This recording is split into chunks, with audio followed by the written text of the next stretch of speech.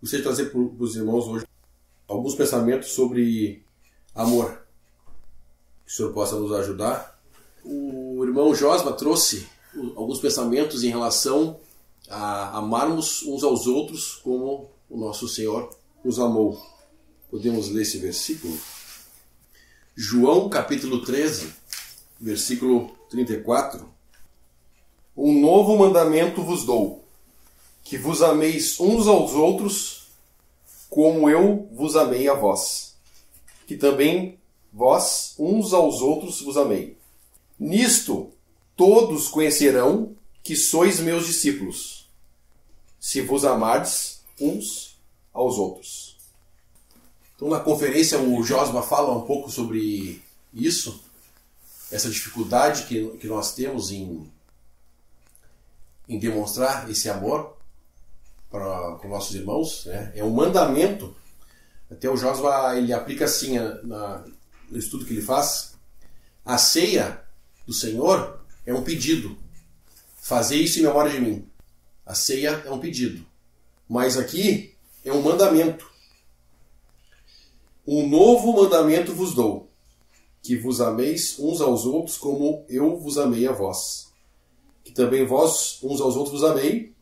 Nisto todos conhecerão que sois meus discípulos, se vos amardes uns aos outros.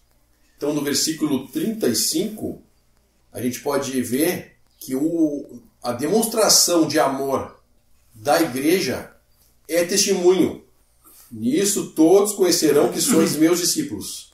É testemunho para aqueles que estão nos observando, né? Todos aqui fala que todos conhecerão que sois meus discípulos.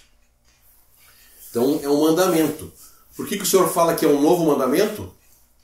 Porque quando teve uma conversa que o Senhor Jesus teve com, acho que era um fariseu, que ele resume a lei. Ele fala que é 2 mandamentos. Amar a Deus de todo o coração. Podemos ler o 28, Marcos 12, 28, para entender o contexto.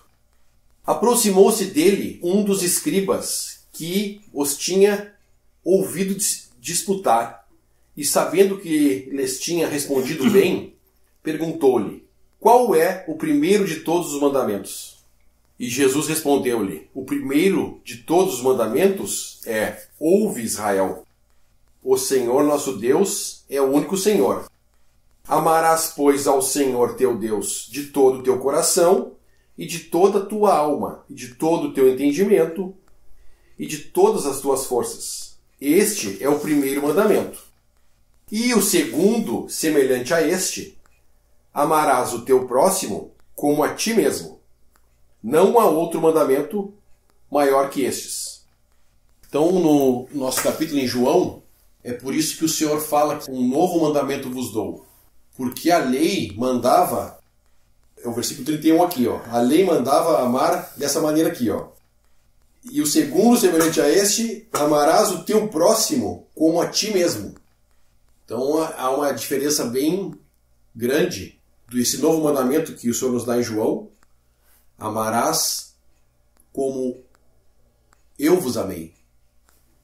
Então a diferença é muito grande, porque na lei o amor seria como a ti mesmo. E na prática, nós vamos amar, carnalmente falando, aqueles que fazem bem para nós, corresponde ao nosso amor. Pessoas que nós temos preferências, né? Nós fazemos acepção de pessoas, nós somos assim. Vamos escolher aquelas pessoas com as qualidades que nos agradam mais para amar. Só que o novo mandamento que o Senhor nos dá em João é como Ele nos amou. O Senhor nos amou sendo inimigos. Então, nesse aspecto, falando do amor, nesse aspecto, é um mandamento para nós hoje, todo aquele que professa o nome do Senhor, que é um cristão, temos esse mandamento: amar como o Senhor nos amou. É uma coisa difícil, né? Nós temos que ser exercitados nisso todos os dias. Não é uma coisa fácil. Podemos pensar lá em Efésios capítulo 4, Paulo rogando lá pelos irmãos de Éfeso. Efésios 4:1. Rogo-vos, pois, eu, preso do Senhor, que andeis como é digno da vocação com que foste chamados, com toda a humildade e mansidão, com longanimidade, suportando-vos uns aos outros em amor, procurando guardar a unidade do Espírito pelo vínculo da paz. Aí ele vai falar sobre as vocações que nós somos chamados, as doutrinas. Mas Paulo fala aqui, suportando-vos uns aos outros em amor. Esse amor aqui de Efésios 4 é ágape. É ágape. O grego tem distinções para o amor, tem o filéu, ágape, tem o amor que é o amor sexual, então ele faz distinção, né, do amor. Então, esse amor aqui é como ele nos amou, é o que o Senhor está falando lá em João. Amai-vos uns aos outros como eu vos amei. É um amor que só é possível agora que nós temos nova vida, agora que nós cremos no Senhor Jesus, que nós estamos desfrutando do amor que Deus teve para conosco. Agora nós estamos capacitados e habilitados a amar dessa maneira. Lá o Senhor fala em João que seria testemunho, todos iam saber que nós éramos discípulos, e Paulo aqui rogando por andarmos juntos, para andarmos na vocação que fomos chamados. Nós sabemos também que lá na carta de Coríntios, Paulo roga parecido, digais todos a mesma coisa. 1 Coríntios 1, versículo 10. Rogo-vos, porém, irmãos, pelo nome de nosso Senhor Jesus Cristo, que digais toda uma mesma coisa e não haja entre vós dissensões. Antes sejais unidos em o mesmo sentido e o mesmo parecer. Porque a respeito de vós, irmãos meus, me foi comunicado pelos da família de Cloe que há contendas entre vós. 13. Está Cristo dividido? Foi Paulo crucificado por vós? Ou fostes vós batizados em nome de Paulo? Dou graças a Deus porque nenhum de vós batizei, senão a Crispo e a Gaio, para que ninguém diga que fostes batizados em meu nome. Então, Paulo rogando aqui por unidade de pensamento com esses irmãos. Nós sabemos lá que no capítulo da ceia, estavam com problemas na ceia, problemas morais no capítulo 5, e nessa carta aqui Paulo vai falar sobre amor também. 1 Coríntios capítulo 13, nós temos um capítulo inteiro falando sobre amor, o amor, esse amor de Deus, o amor ágape, né? Nós não vamos ler, se os irmãos tiverem depois lembrarem e ter o exercício de estudar esse capítulo aqui, seria bem interessante. Eu queria abordar agora outro aspecto do amor. No nosso estudo de Atos, nós vemos que o apóstolo Paulo, depois que ele recebeu lá em Atos 9, foi chamado, recebeu o apostolado do Senhor, ele segue pregando, várias assembleias estabelecidas entre os gentios, muitos irmãos, perseguição, e tem um momento que ele vacila e quer ir a Jerusalém. E por que ele vacilou ali? Os motivos de Paulo, aos nossos olhos, eles são lícitos. Ele fala lá que ele vai por amor aos judeus. Ele estava indo por amor aos judeus. Nós sabemos disso que ele fala. Fica bem claro ali. Ele fala nas suas cartas. Só que ele desobedece a Deus. E o primeiro mandamento que nós lemos lá em Lucas é amar a Deus sobre todas as coisas, que o Senhor mesmo fala. O segundo mandamento ele mudou, né? Amar-vos como eu vos amei.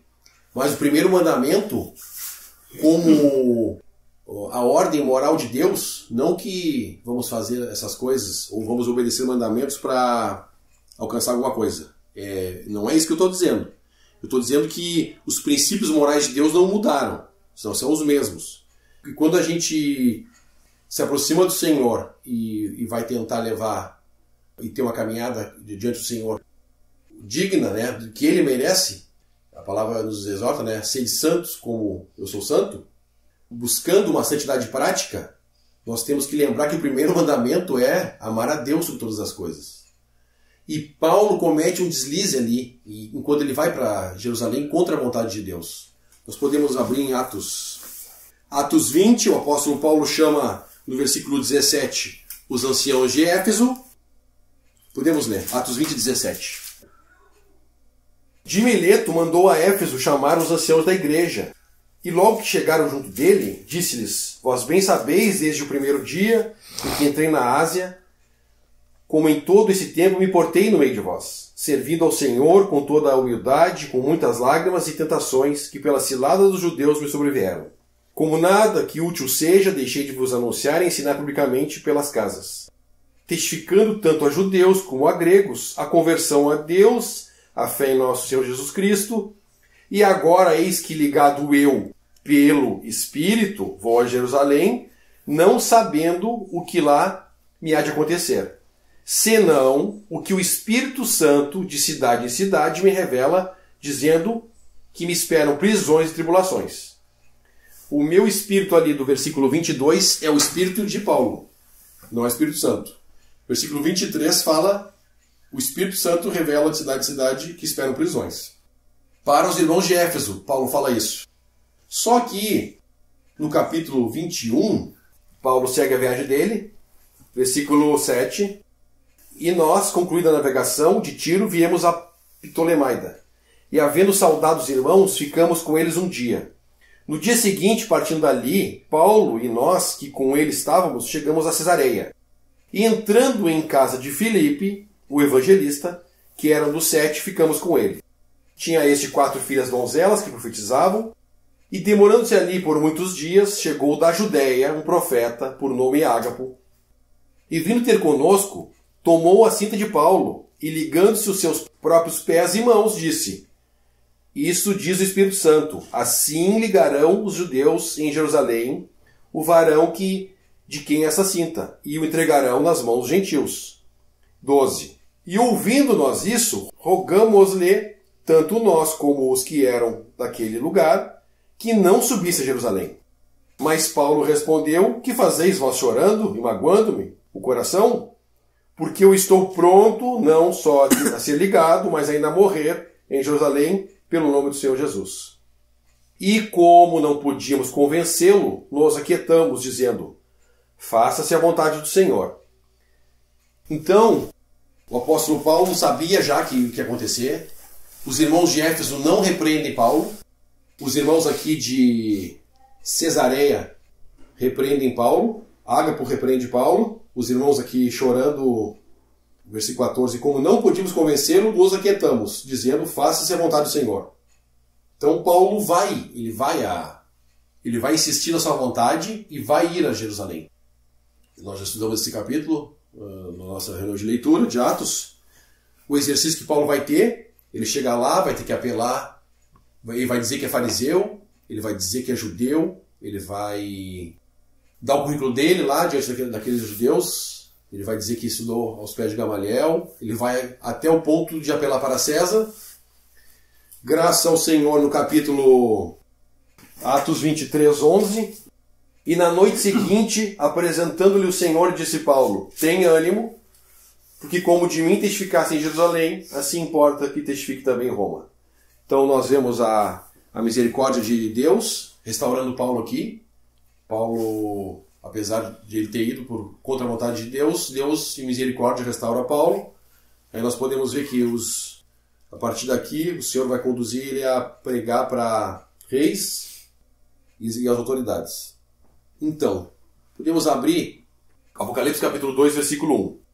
Escreve ao anjo da igreja que está em Éfeso: Isto diz aquele que tem à sua destra as 7 estrelas, que anda no meio dos 7 caixas de ouro.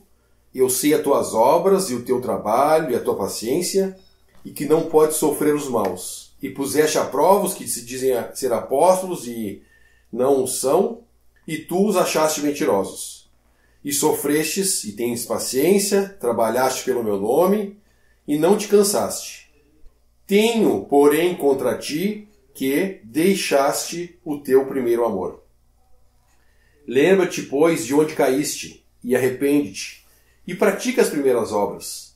Quando não brevemente a ti virei, e tirarei do seu lugar o teu castiçal, e se não te arrependeres. Tens, porém, isso que aborrece as obras dos nicolaítas, as quais eu também aborreço. Quem tem ouvidos, ouça o que o Espírito diz às igrejas. Ao que vencer, da lei de comer da árvore da vida, que está no meio do paraíso de Deus. Então, nós sabemos um pouquinho sobre o contexto de Apocalipse 2 e 3 aqui. O Senhor no meio dos castiçais, julgando o testemunho da igreja. E essa carta de Éfeso aqui, ela refere-se ao primeiro período da igreja, o tempo apostólico. E a repreensão que essa igreja recebe, no versículo 4, tenho, porém, contra ti que deixaste o teu primeiro amor. Então, versículo 5, lembra-te depois de onde caíste, arrepende-te e pratica as primeiras obras. Quando não, brevemente a ti, virei e tirarei o seu lugar, teu castiçal, se não te arrependeres.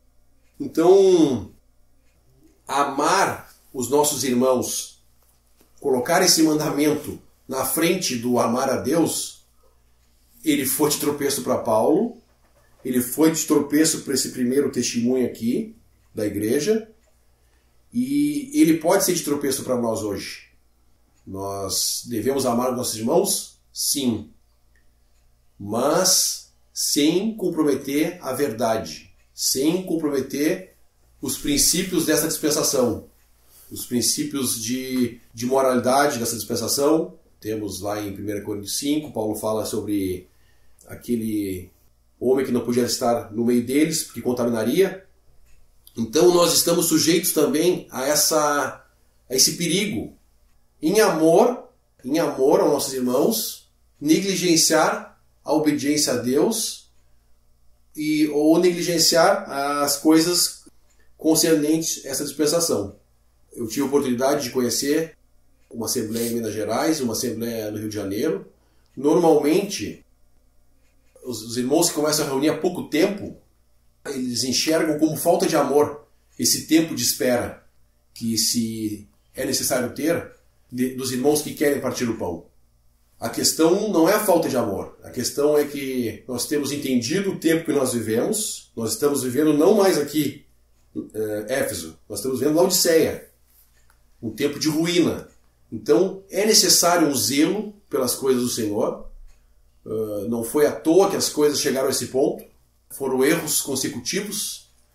E eu creio que essa ida do apóstolo Paulo a Jerusalém ficou registrado para aprendizado nosso. Não importa quanto nós sabemos, o quanto que temos de revelação. Estamos sujeitos ao tropeço, ao erro, quando perdemos de vista o foco, que primeiramente Deus, e depois os irmãos.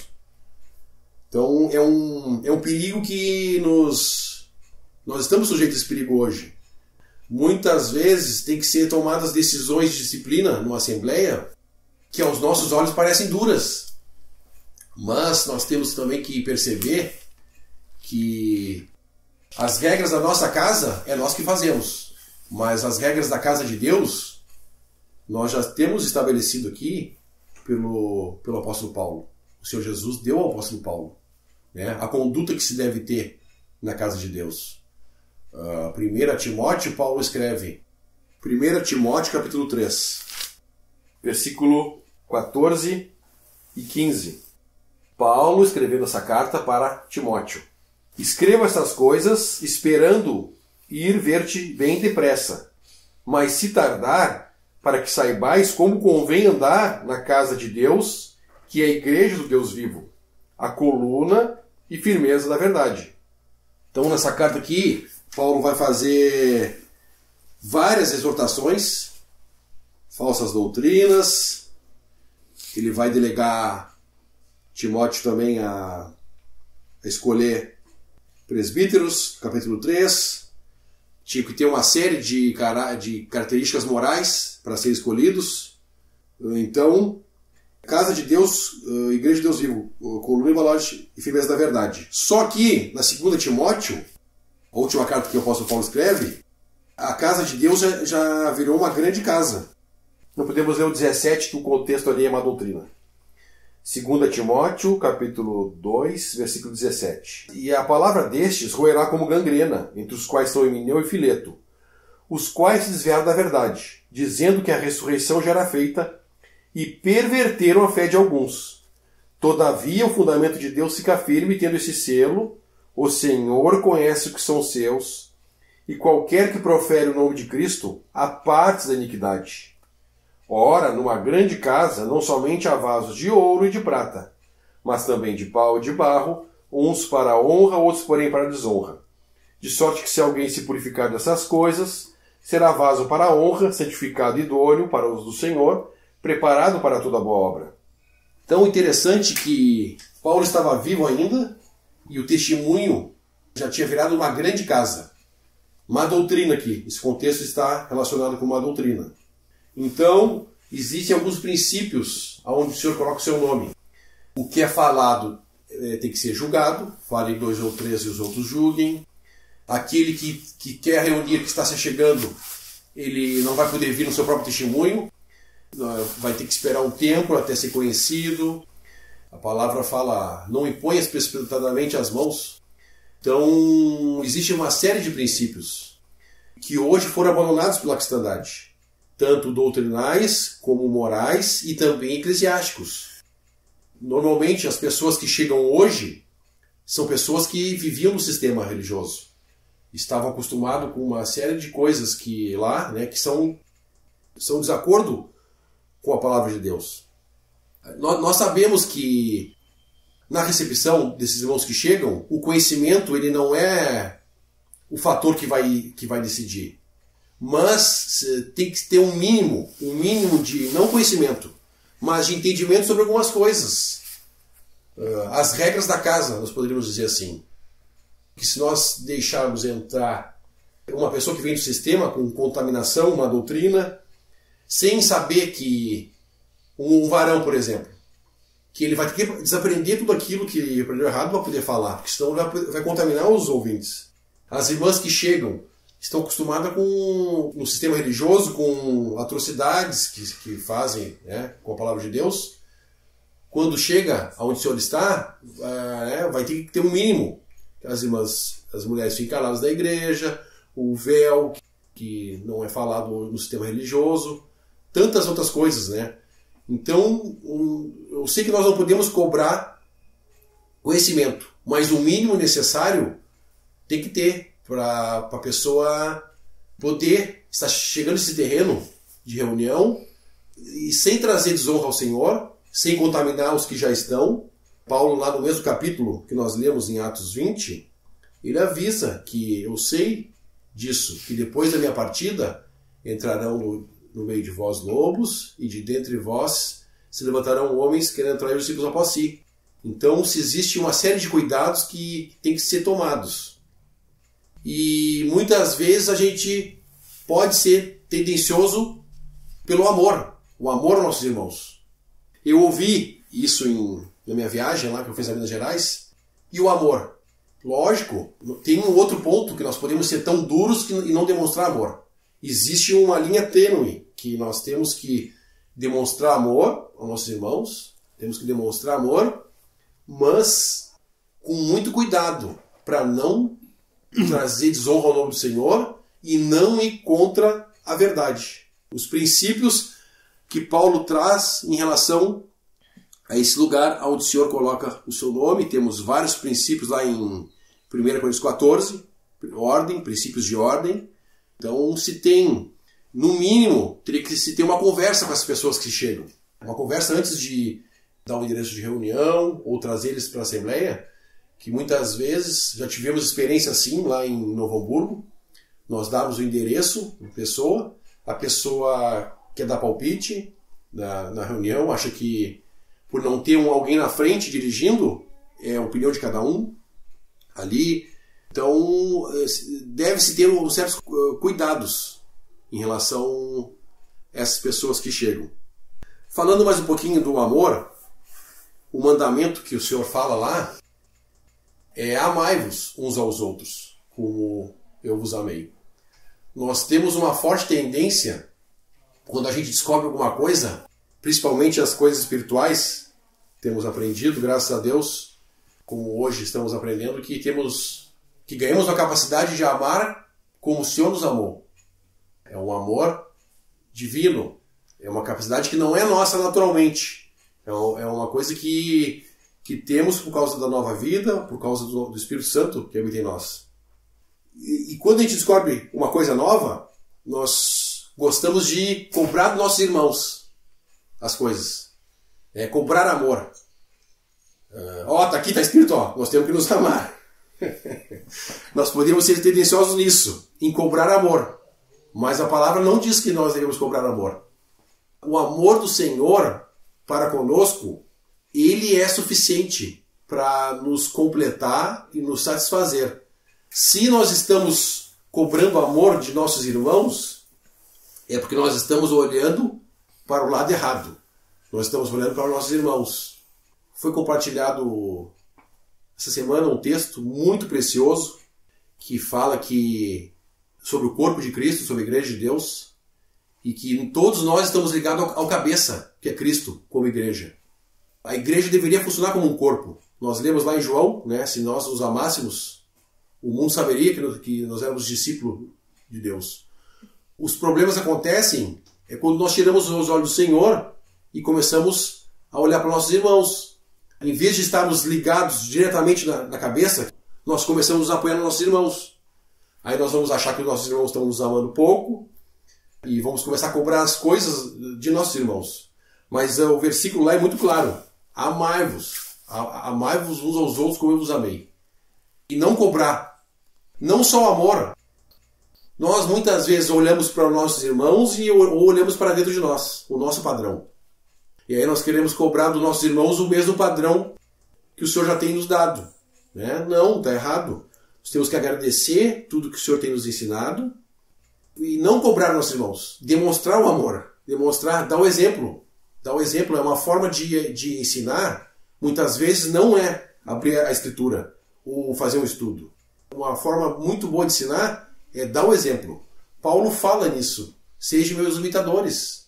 Lá no capítulo que nós lemos, Atos 20, ele fala as coisas que ele estava fazendo. Podemos voltar lá para ver. Paulo falando. Ele não estava falando de si mesmo. Ele estava dando o exemplo do que ele fazia. Atos 20, versículo 18. E logo que chegaram junto dele, disse-lhes: vós bem sabeis desde o primeiro dia em que entrei na Ásia, como em todo esse tempo me portei no meio de vós. Paulo não está se gloriando aqui do que ele estava fazendo. Paulo está dando um exemplo. Servindo ao Senhor com toda a humildade e com lágrimas, tentações que pelas ciladas dos judeus me sobrevieram. Como nada que útil seja, deixei de vos anunciar e ensinar publicamente pelas casas, testificando tanto aos judeus como a gregos a conversão a Deus e a fé em nosso Senhor Jesus Cristo. Então Paulo ele estava dando um exemplo, ensinando pelo exemplo. Então é uma maneira de ensinar pelo exemplo e não cobrar dos nossos irmãos o que a palavra diz. Nós devemos aplicar o que a palavra diz a nós mesmos e fazer as coisas não para nossos irmãos, como Paulo fala aqui. 19. Servindo ao Senhor. Tem um versículo que fala: fazei todas as coisas como para o Senhor.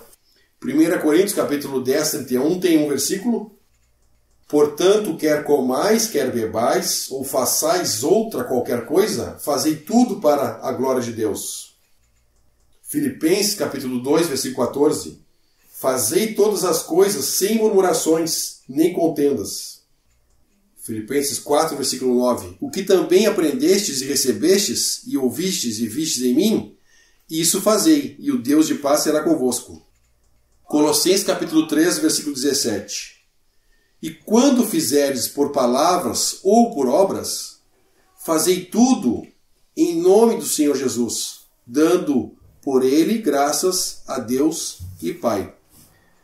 Esse versículo em Colossenses aqui está a chave para nós fazermos as coisas. Nós não devemos fazer as coisas para nossos irmãos no sentido de aparecer, como os coríntios estavam fazendo, o mau uso dos dons. E sim, como para o Senhor. Quando vem esse sentimento de cobrança, nós devemos julgar esse sentimento e julgar o nosso coração. Para que nós estamos fazendo as coisas? É para o Senhor? Então isso nos ajuda no nosso andar prático, no nosso caminhar.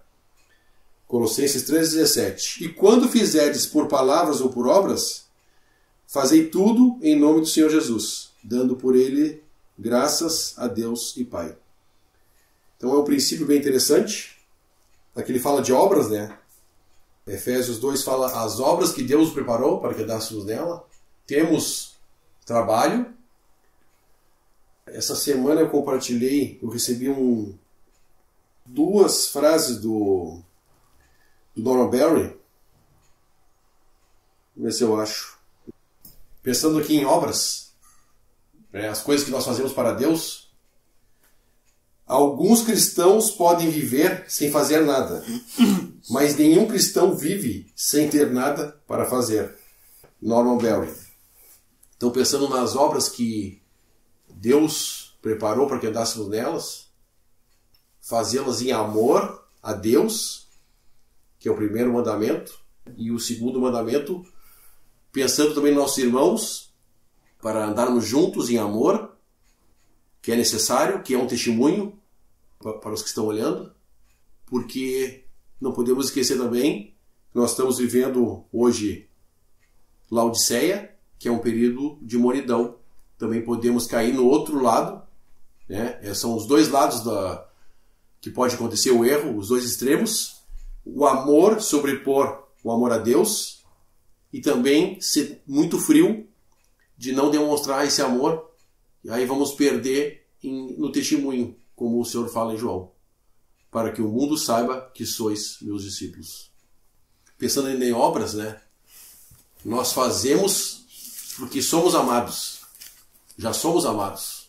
Né? Nós queremos agradar a Deus, buscamos agradar a Deus porque já somos amados por Deus. O amor do Senhor nos constrange, o ponto que entregou o seu próprio filho na cruz, naquele madeiro.